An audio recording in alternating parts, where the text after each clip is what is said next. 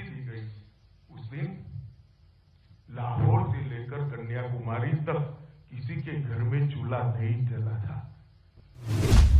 इतिहास कई सारी मान्यताओं को जन्म देता है, परंतु इतिहास हार और जीत के आधार पर नहीं लिखा जा सकता। हर व्यक्ति के मन में कभी न जिसका समन हो सके ऐसी देशभक्ति की ज्वाला जगाने का काम भगत सिंह की शहादत ने दी। बंकिम चंद्र चट्टोपाध्याय ने सिर्फ वंदे मातरम लिखकर चेतना को जागरूक किया था, क्या इसका कोई योगदान नहीं? और मैं मानता हूं कि सन 57 की लड़ाई ने ही इस देश की जनता के मन में स्वराज के संस्कार शिवाजी महाराज के बाद पहली बार डालने का अगर कोई प्रयास ने काम किया तो 1857 की क्रांति ने किया, और वहीं से हमारी आजादी की लड़ाई की भूमिका वहीं से कि आजादी अनुदान में नहीं मिली है। लाखों लाखों लोगों ने बलिदान दिए हैं, रक्त बहाया है, पीढ़ियां तबाह हो गई है, तब आजादी मिली। Revolutionary is the other story of how India won its freedom. ये अदर स्टोरी शब्द लिखना पड़ा, यही ये पुस्तक का सार है, क्योंकि एक ही स्टोरी नैरेटिव के अंदर हमारे जनमानस पर हैमर कर कर कर कर इसको प्रस्तापित किया गया है। एक ही दृष्टिकोण जनमानस में शिक्षा के माध्यम से, किंवदंतियों के माध्यम से, इतिहास के लेखन के माध्यम से थोपा गया है। जो दृष्टिकोण थोपा गया है, मैं ऐसा नहीं कहता कि अहिंसक आंदोलन का देश की आजादी में कोई योगदान नहीं है या वो इतिहास का हिस्सा नहीं, वो बहुत मजबूत हिस्सा है और बहुत बड़ा योगदान है अहिंसक आंदोलन का। और कांग्रेस के नेतृत्व में जो मूवमेंट चली, वो मूवमेंट का बहुत बड़ा योगदान है देश की आजादी में, परंतु और किसी का नहीं है, ये नैरेटिव ठीक नहीं है। और मुझे लगता है कि सन्याल जी का ये पुस्तक वो नैरेटिव में बहुत बड़ी दरार डालने का, एक अन्य स्वतंत्र विचार को लोगों के सामने रखने का काम करेगा। ये बहुत उपयोगी है, कम से कम आने वाली पीढ़ियों के लिए, क्योंकि देश के आजादी का एनालिसिस अगर करते हैं तो ढेर सारे लोगों ने, ढेर सारे विचारों ने, ढेर सारे संगठनों ने और ढेर सारे मार्गों ने भी एक ही गंतव्य स्थान के पर जाने के लिए, एक ही लक्ष्य पर जाने के लिए प्रयास किया था, और वो सबका सामूहिक फल है हमारे देश को आजादी मिलना। इतिहास को बारीकी से पढ़ना और इतिहास का जो संदेश है वो आने वाली पीढ़ियों में सटीक तरीके से देना, ये हर पीढ़ी का दायित्व होता है। और मुझे लगता है कि संजीव सन्याल ने अपने दायित्व का बहुत अच्छे तरीके से निर्वहन किया है, और आने वाली पीढ़ी के लिए एक नए नैरेटिव की शुरुआत हो, एक रचना हो, इसके लिए एक पीठिका तैयार करने का काम संजीव सन्याल ने किया है। मैं संजीव भाई को बहुत बहुत धन्यवाद। मित्रों, आजादी का अमृत महोत्सव है, उसका वर्ष है, 75 साल हो गए हमारी आजादी को। मोदी जी ने इस 15 अगस्त को पंच प्राण की बात की है, उसमें से विरासत पर गर्व और गुलामी की निशानियों से मुक्ति, ये दो महत्वपूर्ण पंच प्राण है, पंच प्राणों का हिस्सा है। जिस देश की नई पीढ़ी को और इवन वर्तमान पीढ़ी को अपनी विरासत पर गर्व नहीं होता है, वो कभी भी अपने देश को महान नहीं बना सकते। और गुलामी के काल में प्रस्तापित हुई परंपराएं, मान्यताएं और सोच को जो लेकर चलते हैं वो शायद राजनीतिक रूप से तो गुलामी से मुक्त हो सकते हैं, परंतु देश की सोच को गुलामी से मुक्त नहीं कर सकते। ये जो मोदी जी ने कहा गुलामी की निशानी से मुक्ति, इसमें सबसे बड़ा अगर कोई क्षेत्र में काम करने का जरूरियात मैं देखता हूं तो हमारे इतिहास के लेखन और इतिहास के अर्थघटन दोनों को गुलामी की सोच से मुक्ति दिलाने की जरूरत है। ये प्रयास सबसे पहले एक भी शब्द बोले बगैर वीर सावरकर ने किया था। पूरी दुनिया, पूरा देश और अच्छे अच्छे देशभक्त सन 57 की क्रांति को गदर के नाम से जानते थे। पहली बार वीर सावरकर ने पहला स्वातंत्र संग्राम, पहला स्वातंत्र समर 1857 की क्रांति करा। वहीं से नैरेटिव को बदलने की शुरुआत की और आज संजीव सान्याल जी इस कड़ी को आगे बढ़ा रहे हैं। इसका मुझे बहुत बहुत आनंद भी है और एक प्रकार से संतोष भी है कि जो काम बहुत समय पहले शुरू होना चाहिए था, इतने समय के बाद भी अगर शुरू हुआ है तो ये स्वागत योग्य है। इतिहास कई सारी मान्यताओं को जन्म देता है, परंतु इतिहास हार और जीत के आधार पर नहीं लिखा जा सकता। प्रयासों के भी कई डायमेंशन होते हैं कि कोई विचार, कोई आंदोलन खड़ा हुआ हो सकता है, वो अपने गंतव्य स्थान पर न पहुंच पाया हो, सफल न हुआ हो। इसका अर्थ यह नहीं है कि जब कभी भी वो उद्देश्य प्राप्त होगा तब इसका कोई योगदान नहीं है।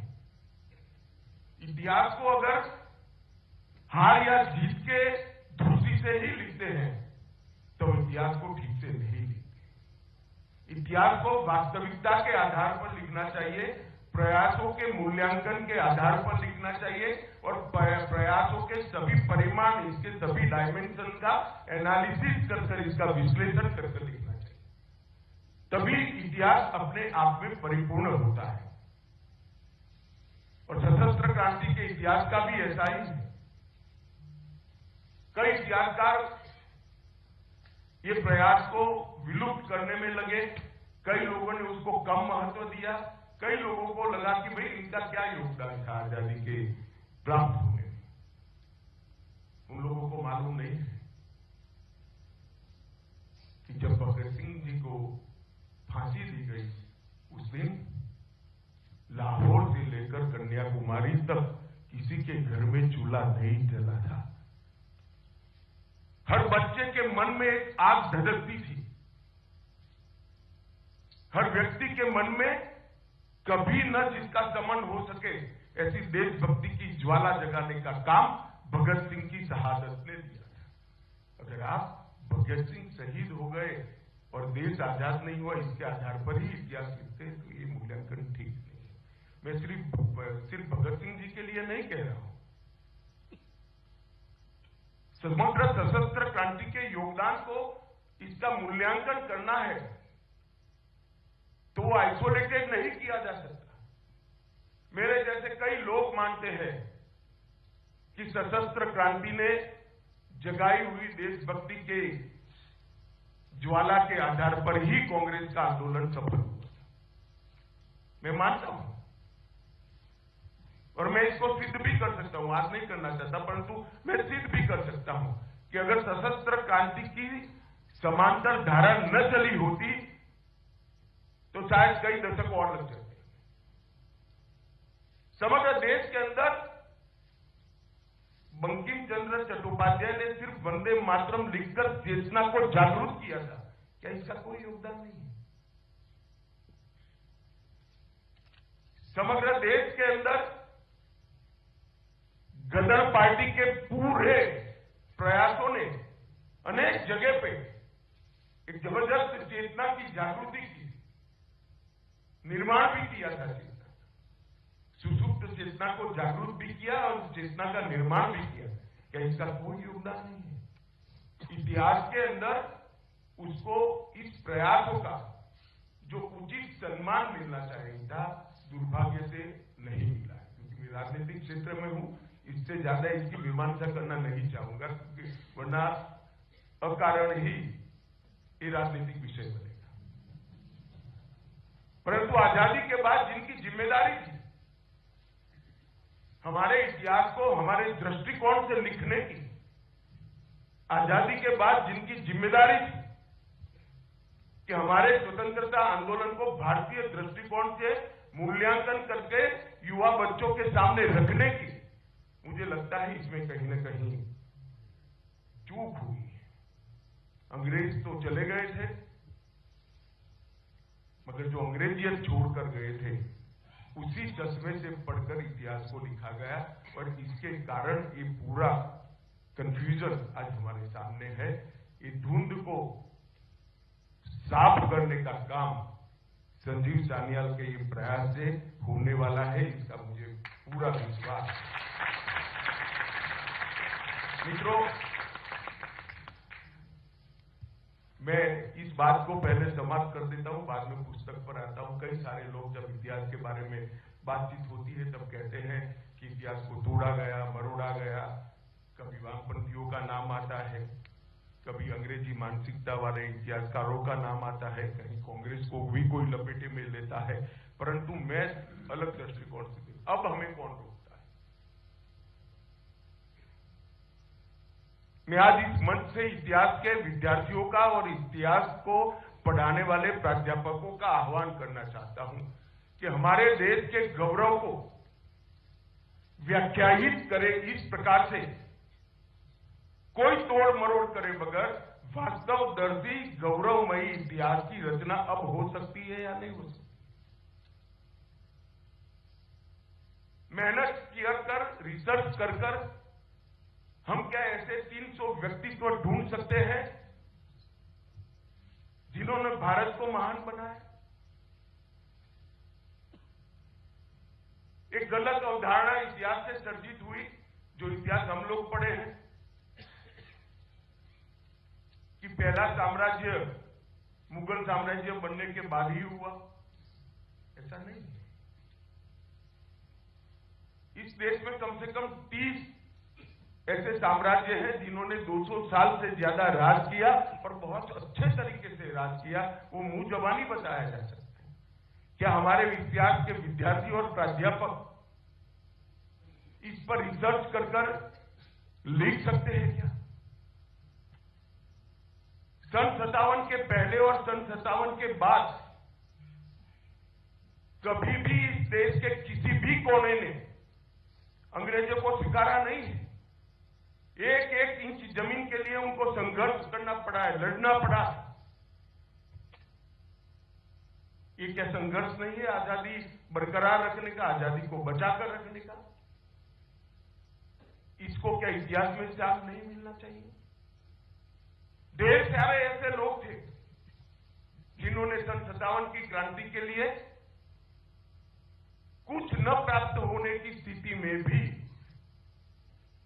ये लड़ाई लड़ी, और मैं मानता हूं कि सन 57 की लड़ाई ने ही इस देश की जनता के मन में स्वराज के संस्कार शिवाजी महाराज के बाद पहली बार डालने का अगर कोई प्रयास ने काम किया तो 1857 की क्रांति ने किया, और वहीं से हमारी आजादी की लड़ाई की भूमिका वहीं से शुरू, इसकी नींव वहीं से डली गई। चाहे सशस्त्र क्रांति का इतिहास देखो या कांग्रेस का अहिंसक आंदोलन देखो, इसकी नींव ढूंढने जाएंगे तो 1857 की क्रांति के अंदर से ही निकलेगा। ये सब चीजों को समाहित करने की जिम्मेदारी, सच्चे ऐतिहासिक तथ्यों को देश की नई पीढ़ी के सामने रखने की जिम्मेदारी सिर्फ सरकार की नहीं हो सकती। मैं मानता हूं इतिहासकारों ने भी इसमें आगे आना चाहिए। सान्याल का भारत और भारतीयता का लिए जो जुनून है, वो देखकर मैं कई बार सोचता हूं, एक बार मुझे मिलकर निकले नॉर्थ ब्लॉक में, मुझे विचार आया ये व्यक्ति कभी निराश तो नहीं हो जाएगा, क्योंकि जो जुनून है वो अगर लंबे समय तक इच्छित परिणाम नहीं मिलता है तो निराशा में भी कन्वर्ट होता है। सान्याल भाई चिंता न करो, इस वक्त मैं आपके साथ खड़ा रहूंगा, निराश होने की कोई जरूरत नहीं। भारत का समय बदल गया।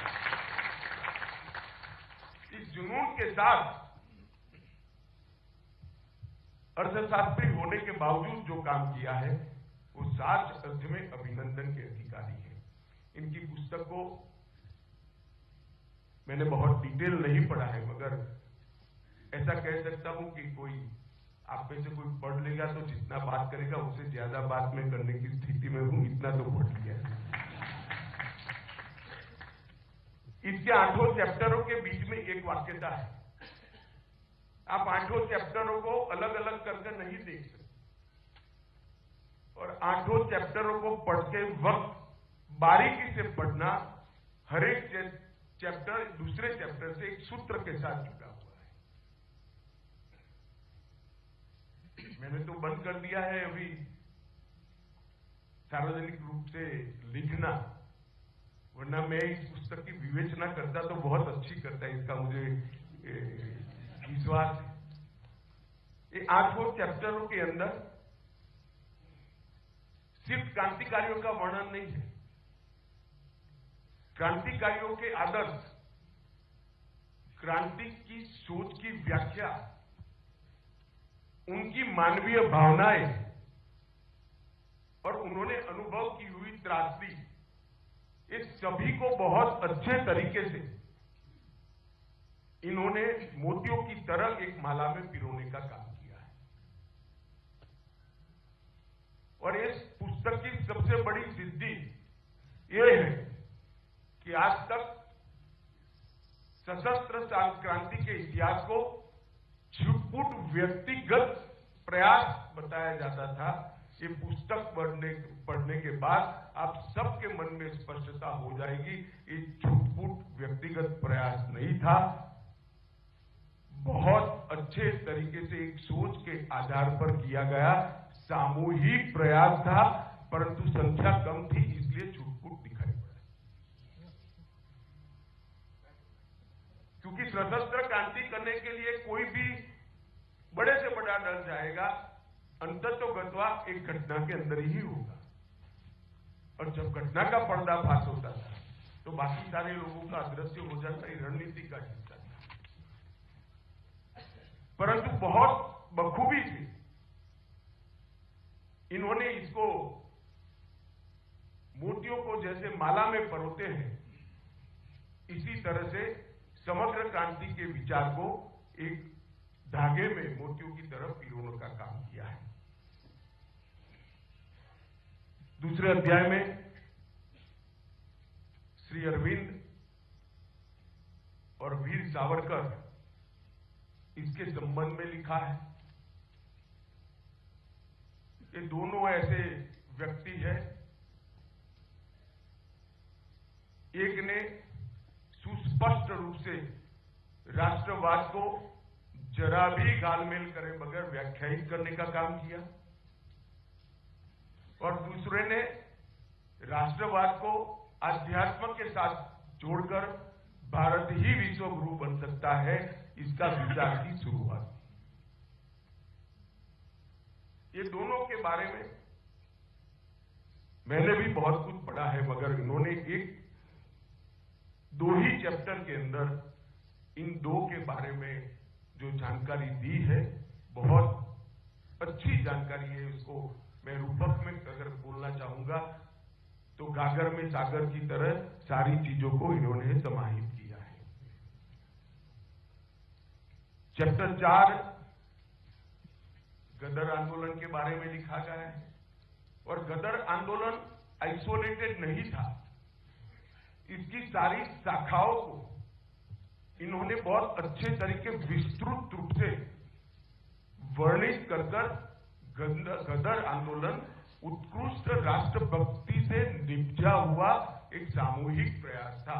इसको सिद्ध करने का काम इन्होंने अध्याय 4 के अंदर किया है। 5वां अध्याय काला पानी पर लिखा है, जो भारत के आजादी के इतिहास का तीर्थ स्थान है। अंडमान की सेल्युलर जेल और वहां की दी गई मानवीय यातनाएं देखकर मैं कई बार सोचता हूं कि पश्चिम के देश कैसे ह्यूमन राइट की बात कर सकते हैं और किनको सिखा रहे होंगे। जो कोई भी हमें भाषण देता आता है, इसको एक बार सेल्युलर जेल की मुलाकात करा देनी चाहिए। अनेक प्रकार के देश के अनेक हिस्सों से पकड़े गए स्वतंत्र सेनानी क्रांतिवीरों को एक ही जगह पे रखा गया, और अगर सेल्युलर जेल के अंदर जो क्रांतिवीरों की सूची है उसको भी आप देखोगे तो मालूम पड़ जाएगा आइसोलेटेड प्रयास नहीं था। पूरे देश का नक्शा वहीं पर बन जाता है।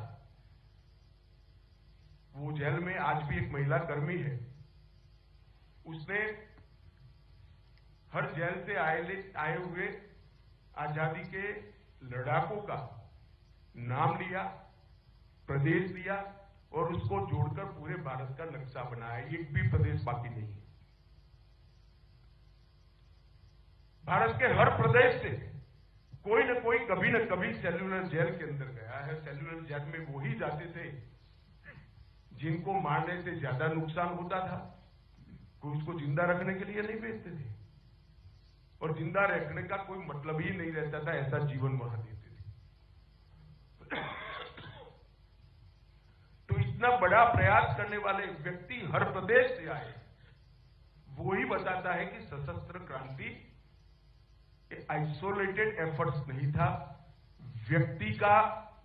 व्यक्तिगत पराक्रम नहीं था, एक सोची समझा आंदोलन था जो देश को आजाद करने का बहुत अच्छा प्रयास था। 6ठे अध्याय में हिंदुस्तान रिपब्लिक एसोसिएशन के बारे में लिखा है। अंतिम 2 चैप्टर चटगांव शस्त्रागार के छापे और नेताजी की लड़ाई के बारे में लिखे हैं। मैं अभी भी कहता हूं, पढ़ते वक्त आप ध्यान रखना, हर एक चैप्टर दूसरे चैप्टर के साथ जुड़ने का सूत्र इसके अंदर रखा हुआ है। रखना तो क्या है ही, परंतु इसका वर्णन किया गया है। और 8 चैप्टर को अगर आप एक ही चैप्टर मानकर पढ़ते हो तभी आपको मालूम पड़ेगा कि सशस्त्र क्रांति की अवधारणा क्या थी, और सशस्त्र क्रांति करने वाले स्वभावगत हिंसा के पथ के अनुयायी नहीं थे। सशस्त्र क्रांति करने वालों के लिए हिंसा देश को आजादी दिलाने का जरिया थी, वो भी उत्कृष्ट मानवीय मूल्यों का अनुसरण करने वाले लोग। परंतु ये चित्रण जो कर दिया गया, वो चित्रण से हमारे इतिहास को और वो वीर क्रांतिवीरों को बहुत बड़ा अन्याय हुआ।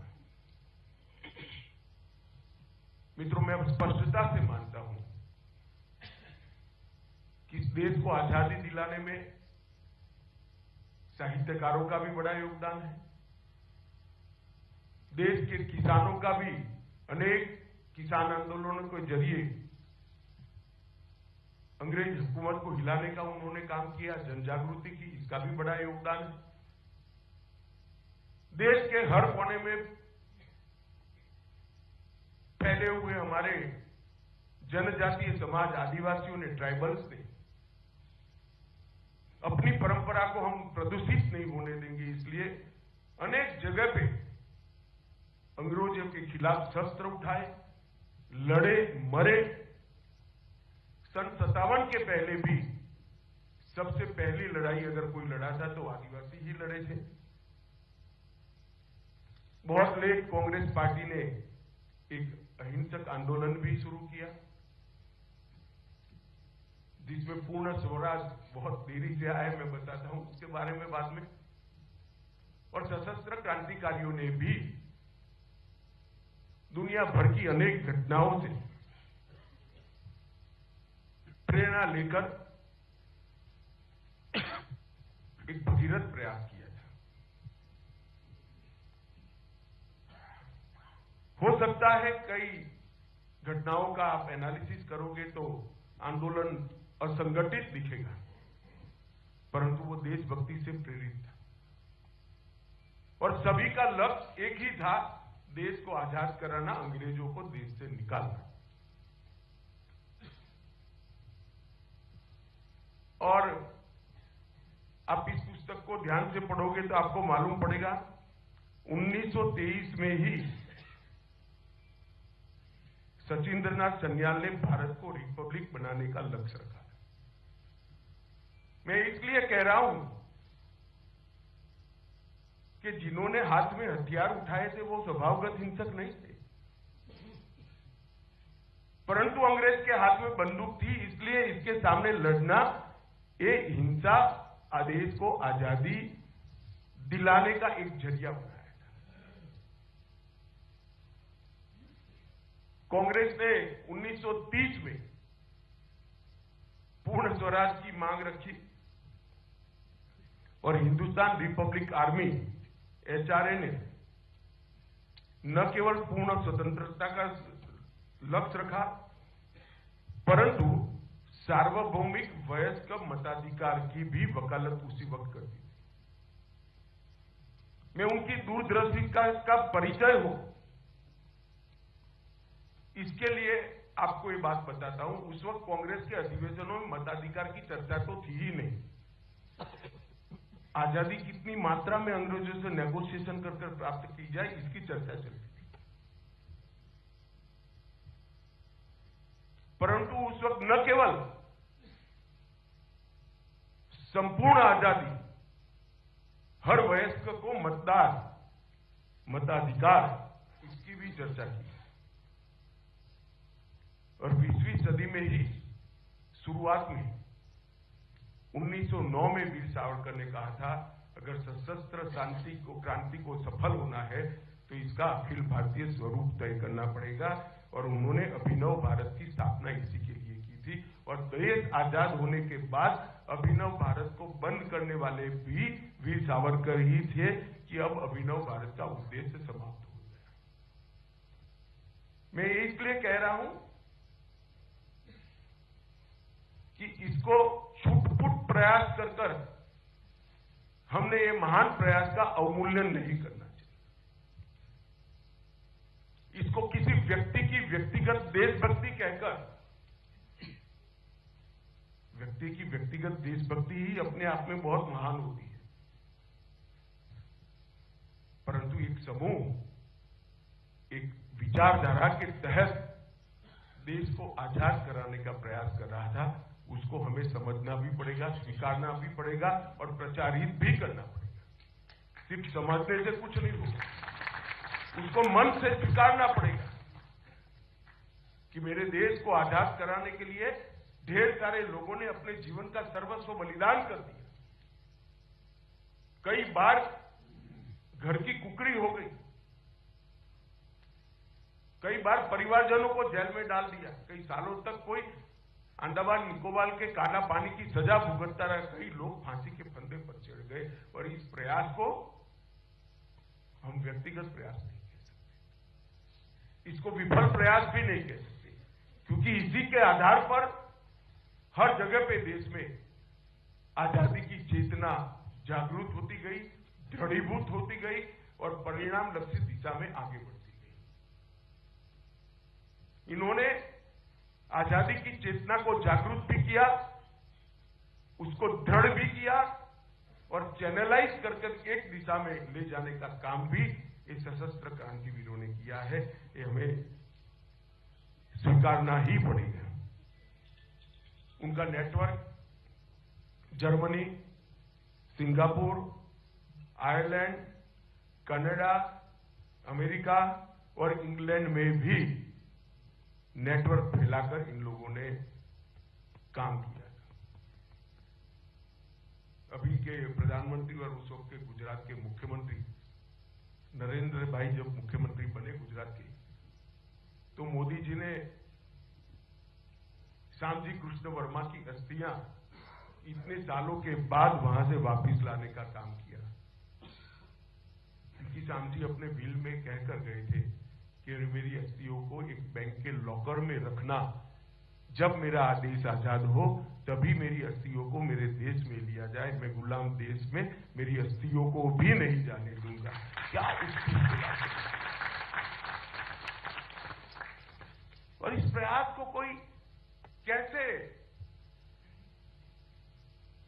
छुटपुट प्रयास कह सकता है? इस श्यामजी कृष्ण वर्मा तैतरीय उपनिषद का सबसे देश में उस वक्त उस जमाने में सबसे विद्वान व्यक्ति थे, संस्कृत के स्कॉलर थे। तैतरीय उपनिषद पर उन्होंने लिखे हुए टीकाओं को मैंने पढ़ा है, इनकी विवेचनाओं को पढ़ा है।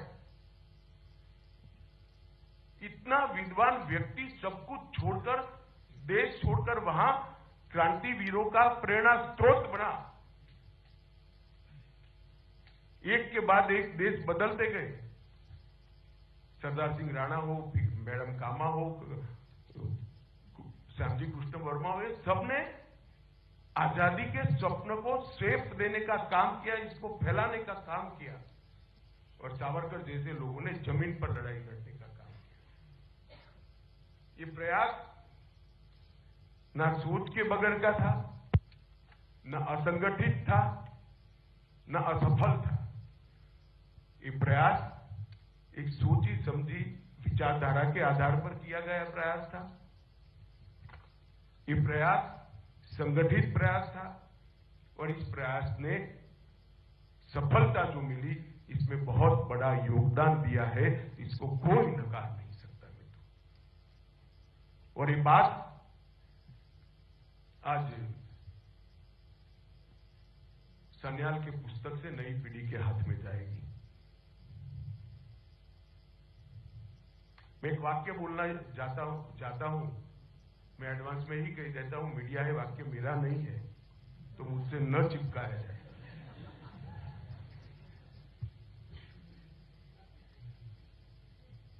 आजादी के आंदोलन की दोनों धाराओं को कुछ लोगों ने उस जमाने में एक्सट्रीमिस्ट बनाम मॉडरेट ये व्याख्या कर दिया,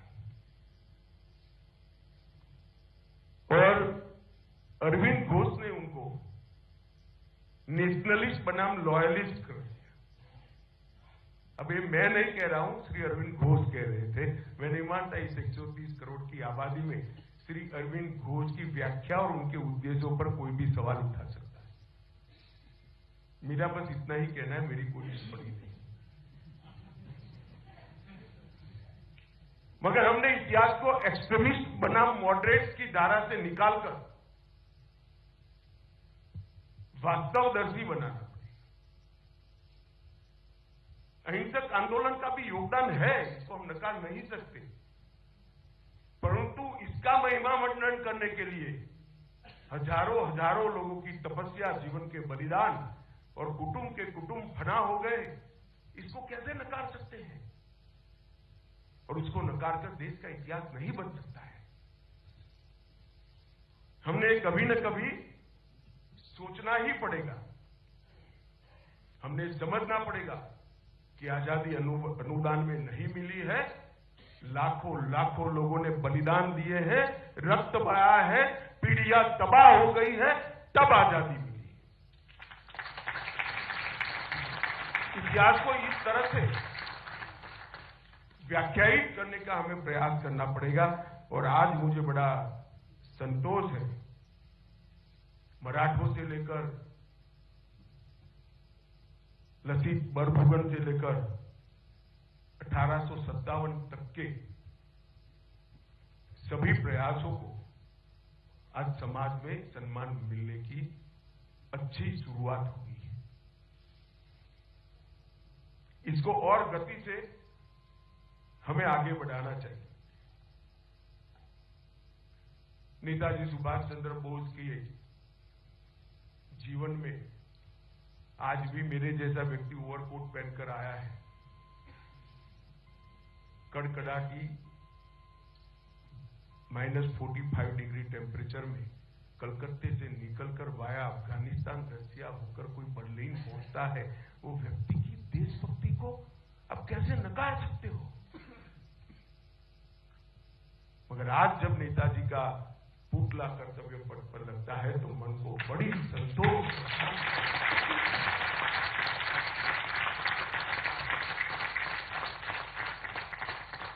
बड़ा संतोष होता है। चलो देर से ही सही, एक अच्छी शुरुआत हुई। नेताजी किसी की स्पर्धा में नहीं है, और स्पर्धा के भाव से नेताजी के कामों का और महान प्रयास का अवमूल्यन कैसे कर सकते हो आप? नेताजी तो वो तेज पुंज है जो पीढ़ियों तक हजारों युवा को देशभक्त बनने की प्रेरणा देगा और देश के लिए जान देने की।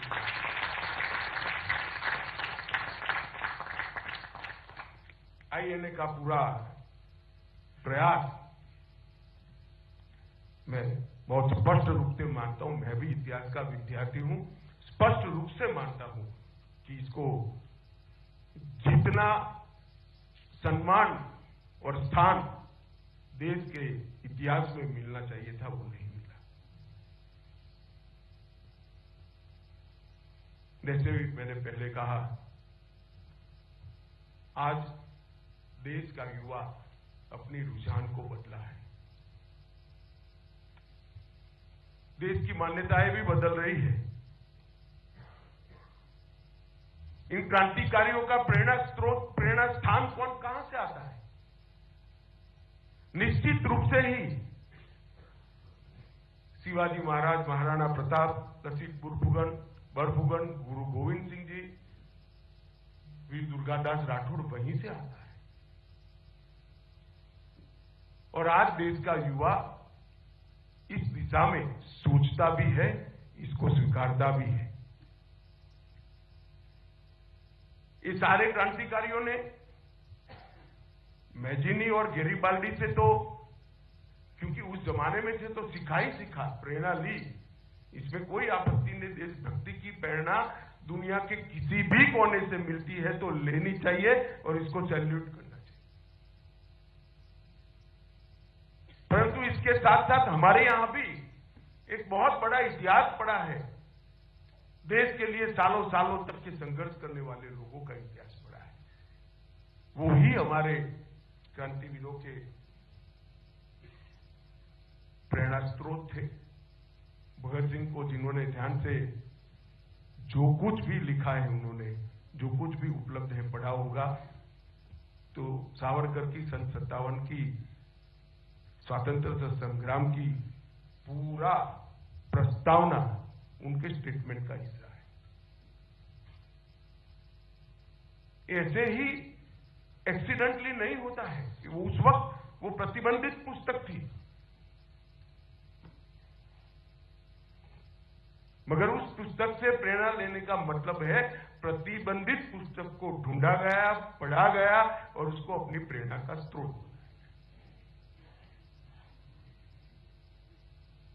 ये वो बहुत बड़ी बात है। और जब भगत सिंह जी को फांसी लगाई गई, तब सावरकर ने मराठी में फटका कर एक प्रकार का काव्य होता है, इसमें लिखा था, हा भगत सिंह हाय हा, तुम हमारे लिए ही फांसी जा रहे हो, राष्ट्र रण में झपटे ही घिर रहे हो। अंडमान निकोबार की जेल में बैठा हुआ व्यक्ति ये रिएक्शन दे रहा है। मित्रों, ये मैं इसलिए कहना चाहता हूं कि पूरा समय अंडमान निकोबार की जेल में निकालने के बाद बाहर हुए हुए सावरकर अगर ये लिखते हैं तो हमें होना चाहिए कि ये सब कोऑर्डिनेटेड एफर्ट से, एक ही विचार से पनपे हुए एफर्ट्स, और ये नैरेटिव को कुछ लोगों ने कुछ समय के लिए दबा कर रखा है, मगर मैं इन लोगों को कहना चाहता हूं, इतिहास बड़ा क्रूर होता है। इतिहास को कोई तोड़ भी नहीं सकता, मरोड़ भी नहीं सकता। इतिहास घनघोर अंधेरी रात्रि में बिजली की भांति चमकता है, भले सैकड़ों वर्ष के बाद हजारों सूर्य जितना दैदीप्यमान होकर बाहर आता ही है और उसको स्वीकार करना ही पड़ता है। हमारे देश के स्वतंत्रता संग्राम के इस इतिहास को कोई दबा नहीं सकता, कोई लुप्त नहीं कर सकता, कोई छिपा नहीं सकता।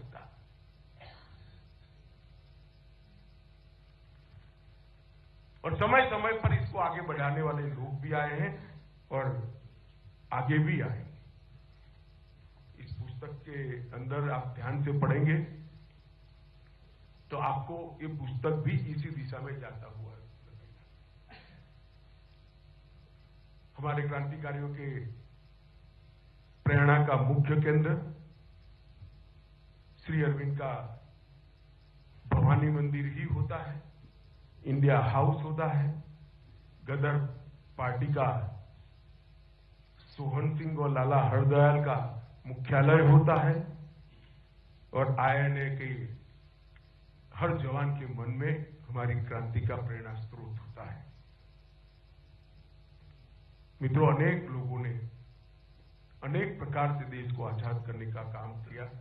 किसान नेता मदारी पासी, सहदेव, हरदोई और बहराइच, सीतापुर में एका आंदोलन जो चढ़ा, इसको गति दी। अल्लूरी सीतारामन राजू, अब तो बहुत एक फिल्म ने उनको प्रसिद्धि दी है। और धरती आबा भगवान बिरसा मुंडा, जिन्होंने को अंग्रेजों ने फांसी दी, उस व्यक्ति ने भी अंग्रेजों के खिलाफ लड़ने का काम किया है। इस पुस्तक ने बहुत सारे ऐसे व्यक्तित्वों को भी परिचय करा है।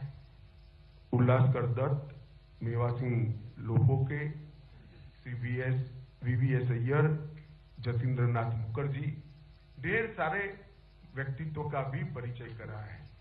मेरा आप सभी से आग्रह है कि पुस्तक को जरूर मन से पढ़ना और फुर्सत में पढ़ना और इसको प्रचारित भी करना, क्योंकि एक विचार है, लिखा है